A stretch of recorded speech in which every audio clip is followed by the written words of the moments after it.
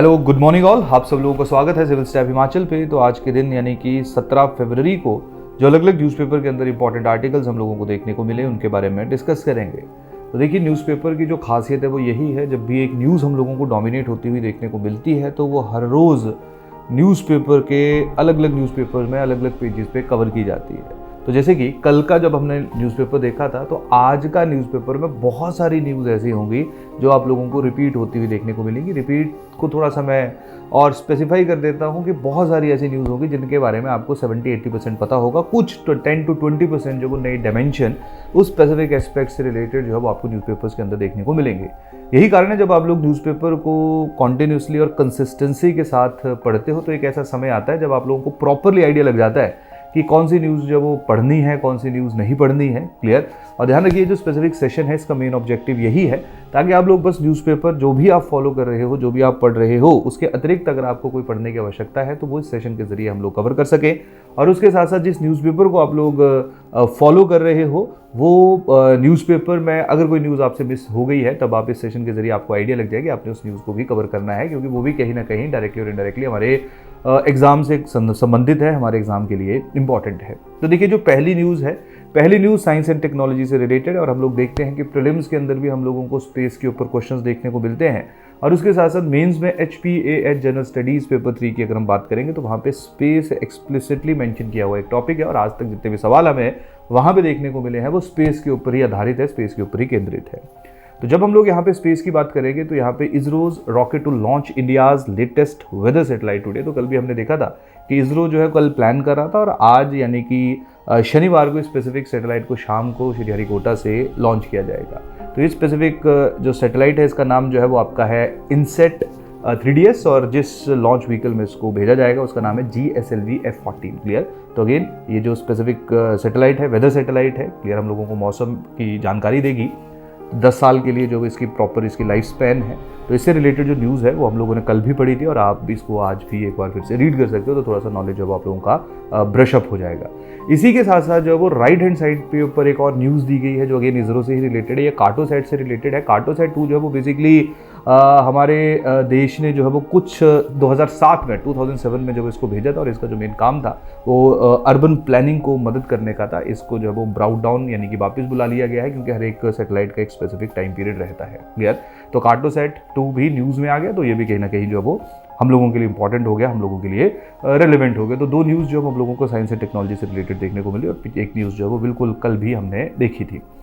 Next जो news है वो बेसिकली है यू छावार पोर्ट इंडिया टेल सेंट्रल एशियन कंट्रीज। तो छावार पोर्ट जो है ईरान के अंदर मौजूद है। तो इंडिया जो है वो बेसिकली उसने स्पेसिफिक पोर्ट को डेवलप किया हुआ है। तो आप लोगों को इसकी जो जोग्राफिकल लोकेशन है उसके बारे में पता होना चाहिए, आइडिया होना चाहिए, क्योंकि पाकिस्तान के साथ रिलेशन हमारे अच्छे नहीं है। तो यही कारण है जो सेंट्रल एशियन नेशंस हैं, सेंट्रल एशियन कंट्रीज़ हैं, उनको हम लोग प्रोत्साहित कर रहे हैं कि उस पोर्ट को यूज़ किया जाए ताकि इंडिया के साथ जो है वो ट्रेड को और ज़्यादा बढ़ाया जा सके। क्लियर। तो बहुत ज़्यादा डिटेल में इसको पढ़ने की आवश्यकता नहीं है, लेकिन जिनको नहीं पता है छावार पोर्ट के बारे में उनके लिए आर्टिकल जो है वो महत्वपूर्ण है, रेलिवेंट है। उसके बाद नेक्स्ट हम लोग न्यूज़ देखेंगे जो इंडिया और चाइना के रिलेशंस के ऊपर आधारित है, जहाँ पे चाइना के द्वारा जो वो डिफेंस विलेजेस LAC के सराउंडेड जो वो बिल्ड की जा रही है। बेसिकली चाइना ने अपनी एक पॉलिसी 2022 में एक लॉ जो है वो चाइना ने पास किया था जहाँ पे उन्होंने कहा था कि वो डिफेंस विलेजेस जो हैं वो लाइन ऑफ एक्चुअल कंट्रोल के आसपास जो वो डेवलप करेंगे। और ये बेसिकली 2 स्पेसिफिक एरिया हैं। अगर हम लोग तवांग की बात करें, लोहित वैली की बात करें, उसके आसपास पहले वहाँ पे बैरन लैंड थी या पहले वहाँ पे कोई नहीं रहा करता था। चाइना के द्वारा जो है वहाँ पे नई विलेजेस का निर्माण किया जा रहा है और ये इसके अलग अलग एस्पेक्ट है। वहाँ पे सिविलियन पॉपुलेशन को भी जो वो रखा जाएगा और उसके साथ साथ जो वो वहाँ पे मिलिट्री इंस्टॉलेशंस भी एस्टेब्लिश की जाएंगी ताकि चाइना जो है वो थोड़ा सा एडवांटेज में जाए। हालांकि इसी आर्टिकल में आप लोग देखोगे कि जब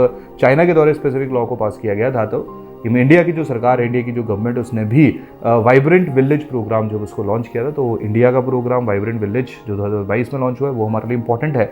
और उसके साथ साथ जो चाइना की जिसको ये जियोकैंग कहते हैं या डिफेंस विलेजेस के नाम से भी जाना जाता है वो भी हमारे लिए थोड़ा सा रिलेवेंट है, क्योंकि इंडिया चाइना रिलेशन में जो डिफेंस एस्पेक्ट है उसके लिए यहाँ से कंटेंट जो है वो आप लोगों को मिल सकता है। तो इंडिया ने जो प्लान लॉन्च किया हुआ है बॉर्डर एरिया डेवलपमेंट प्रोग्राम के अंतर्गत, उसके क्या क्या एस्पेक्ट्स हैं, 17 बॉर्डर विलेजेस जो उनको डेवलप किया जा रहा है फर्स्ट फेज़ में। और जो विलेजेस हैं वो लद्दाख में है और हिमाचल प्रदेश में भी हैं, उत्तराखंड के अंदर है, सिक्किम है, अरुणाचल प्रदेश है। तो इसको जब आप लोग एक बार रीड कर लीजिएगा। GS2 पेपर में इंडिया और चाइना रिलेशन के अंदर डिफेंस एस्पेक्ट के साथ साथ इन जनरल प्रीलिम्स में भी इस तरह के जो क्वेश्चंस है वो हम लोगों को देखने को मिल सकते हैं।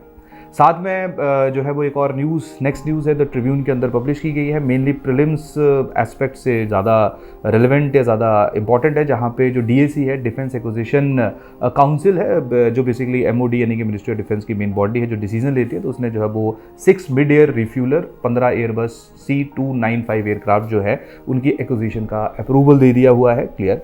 तो यहाँ पे जब आप लोगों को थोड़ा सा जो एक्विजिशन है या ये जो अप्रूवल है कितना जो है वो हम लोग यहाँ पे एयरबस खरीद रहे हैं, कितना रिफ्यूलर है और भी बाकी चीज़ें जो है वो परचेज़ की जा रही है, एंटी टैक माइंस है, air defence tactical control radar है। क्लियर। तो इन सब की जानकारी थोड़ी सी जो है वो आप लोगों को होनी चाहिए। उसके बाद नेक्स्ट द ट्रिब्यून के अंदर पब्लिश हुआ आर्टिकल है, प्रीलिम्स के लिए ज़्यादा महत्वपूर्ण है और साथ में HPA जनरल स्टडी 3 में जो इकोनॉमी ऑफ हिमाचल प्रदेश है उसके लिए भी आप इसको यूज़ कर सकते हो। ये है हिमाचल प्रदेश का इकोनॉमिक सर्वे और हिमाचल प्रदेश के इकोनॉमिक सर्वे को कल जो है वो सरकार के द्वारा रिलीज़ किया गया। आज है 17 फरवरी, आज हिमाचल प्रदेश का बजट रिलीज़ किया जाएगा। क्लियर। तो जैसे ही हम लोग इस स्पेसिफिक बजट या इस सर्वे को देखोगे तो हम लोगों को हिमाचल प्रदेश की जो इकोनॉमिक कंडीशन है उसके बारे में पता चलेगा। तो सबसे पहला जो न्यूज़ है यही है कि स्टेट्स ग्रोथ पेग्ड एट 7.1%। तो अगर हम लोग हमारे फाइनेंशियल ईयर 2023-24 की बात करेंगे तो हिमाचल का जो ग्रोथ रजिस्टर किया गया है वो है 7.1%। इससे पहले जो वो 6.9% था। तो यहाँ पे आप लोगों को बेसिकली एग्रीकल्चर, मैन्युफैक्चरिंग, इनमें कितना ग्रोथ जब हम लोगों को देखने को मिला, टूरिज्म इंडस्ट्री में हम लोगों को कितना ग्रोथ देखने को मिला, पर कैपिटा इनकम में हम लोगों को कितना इजाफा देखने को मिला, इंडिया का कितना, हिमाचल का कितना है, तो ये आप लोगों के लिए जो वो महत्वपूर्ण रहेगा। तो फैक्ट्स बहुत बार हम लोग देखते हैं कि सर्वे के 4 से 5 सवाल जो है वो प्रीलिम्स एग्जामिनेशन में हमें देखने को मिलते हैं और साथ में जो मेंस एग्जामिनेशन के अंदर GS3 में इकोनॉमी का सेक्शन है वहाँ पे सर्वे की महत्वता, सर्वे की जो इंपॉर्टेंस है वो बहुत ज़्यादा है। तो सर्वे के ऊपर जो है वो हम लोग आने वाले 1-1.5 महीने में पूरे के पूरे सर्वे को कंप्लीट करेंगे। तो वहाँ पे जो हम लोग उसके बारे में और ज़्यादा डिटेल में पढ़ेंगे। नेक्स्ट न्यूज़ चलते हैं। Next news basically Indira Gandhi Samman Nidhi, जिसकी अनाउंसमेंट कांग्रेस पार्टी के द्वारा की गई थी जब वो सरकार बना रहे थे। तो यहाँ पे स्पेसिफिक बजट में जो वो इसकी जो शुरुआत है, ये बेसिकली जो वुमेन है उनको 1500 रुपया पर मंथ जो वो सरकार के द्वारा प्रोवाइड करना है। तो इसकी जो शुरुआत है वो लाहौल स्पीति से हो रही है, जहाँ पे कहा गया सरकार ने कि 24 फरवरी से वहाँ की जो वुमेन है उनको जो वो 1500 रुपया मासिक जो है सपोर्ट है या सोशल सिक्योरिटी है वो गवर्नमेंट के द्वारा प्रोवाइड किया है। ये सिमिलरली दिव्य हिमाचल में भी सेम जो सामाजिक सुरक्षा पेंशन, जिसको हम लोग हिंदी में कह सकते हैं, क्लियर, इसके बारे में जो है वो जिक्र किया गया है। तो आप लोग इन दोनों को हिंदी में भी है, इंग्लिश में भी इसके बारे में पढ़ सकते हैं। साथ में दिव्य हिमाचल के अंदर एक और आर्टिकल पब्लिश हुआ है, आम भारतीय से ज़्यादा कमा रहे हिमाचली। तो वहाँ पे बताया गया कि किस तरह से जो हिमाचल प्रदेश की आय है, प्रति व्यक्ति आय है, वो 2.35 लाख है, जो कि राष्ट्रीय औसत से 49,345 रुपया ज़्यादा है। तो अगेन थोड़ा सा जो वो आप लोगों को यहाँ पे इसके बारे में भी आइडिया होना चाहिए। इसके साथ साथ जो है वो अभी एक क्रिकेटर है रविचंद्रन अश्विन, होपफुली आप लोगों ने उनका नाम सुना होगा। तो उनके द्वारा जो वो 500 विकेट्स लिए गए हैं। इससे पहले जो 500 विकेट लिए हैं वो अनिल कुंबले जी ने लिए हुए हैं। क्लियर। तो यहाँ पे आपको और जानकारी भी मिल जाएगी कि सबसे ज़्यादा जैसे शेन वॉर्न के कितने विकेट्स हैं, मुरलीधरन के कितने विकेट्स हैं। क्लियर। तो ये कभी कभी इस तरह से स्पोर्ट्स में भी हम लोगों को सवाल देखने को मिल सकते हैं, स्पेसिफिकली प्रीलिम्स एग्जामिनेशन में। मेंस के लिए तो बहुत ज़्यादा इंपॉर्टेंट नहीं है।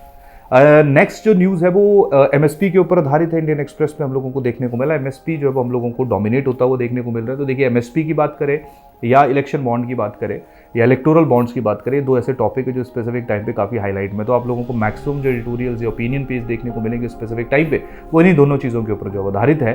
तो बेसिकली जो MSP है, दी MSP फैलेसी, क्लियर। तो यहाँ पे पूरे का पूरा जो वो MSP की जो लीगलाइजेशन की बात हो रही है उसका थोड़ा सा सपोर्ट जो हम लोगों को स्पेसिफिक आर्टिकल के अंदर जो वो देखने को मिल रहा है। इसके साथ साथ जो बहुत ज़्यादा महत्वपूर्ण है इसी MSP के इशू के साथ वो है MS स्वामीनाथन की रिपोर्ट। तो अगला जो आर्टिकल है ये इंडियन एक्सप्रेस के अंदर ही पब्लिश हुआ है, जहां पे बेसिकली स्वामीनाथन रिपोर्ट में क्या क्या कहा गया है MSP से रिलेटेड, उसकी सारी की सारी जानकारी जो आप लोगों को देखने को मिलेगी। और स्वामीनाथन रिपोर्ट जो है वो MSP के कंटेक्स्ट में एनी डे बहुत ज़्यादा रेलेवेंट और बहुत ज़्यादा इंपॉर्टेंट रिपोर्ट है, तो उसको भी आप लोग जो है ज़रूर पढ़िएगा। इसके साथ साथ एक और आर्टिकल जो है वो इंडियन एक्सप्रेस के अंदर ही पब्लिश हुआ है, जहां पे MSP का जो एक आप लोगों को काउंटर पॉइंट जो है वो देखने को मिल रहा है कि क्यों MSP जो है वो नहीं होनी चाहिए, या स्वामीनाथन कमेटी ने जो कहा था उन्होंने क्या कहा था। तो वहां पे एक दूसरा काउंटर पॉइंट जो आप लोगों को देखने को मिलेगा। क्लियर।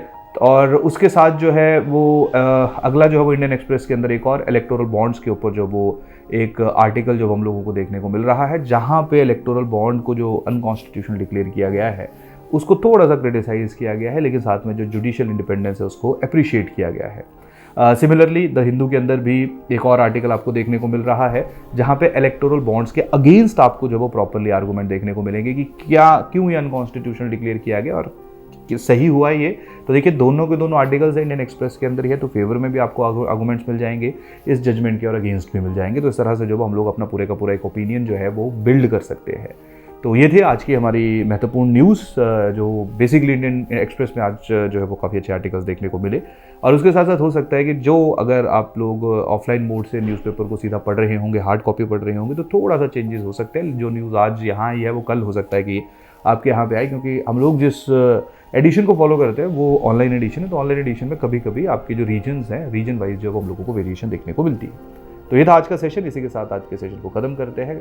मंडे को फिर मिलेंगे, तब तक के लिए बहुत बहुत धन्यवाद। Thank you.